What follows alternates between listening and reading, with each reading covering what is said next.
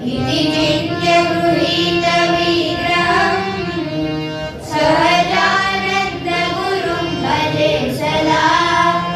विधिशम्भुमुखेरनिग्रहम्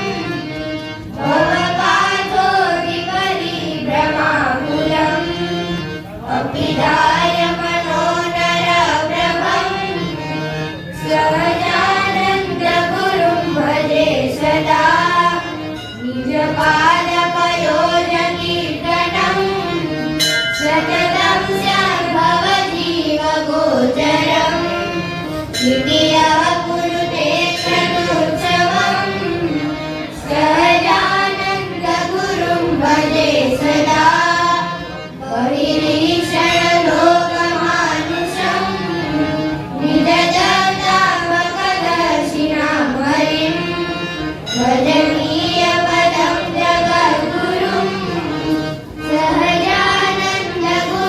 भजे सदा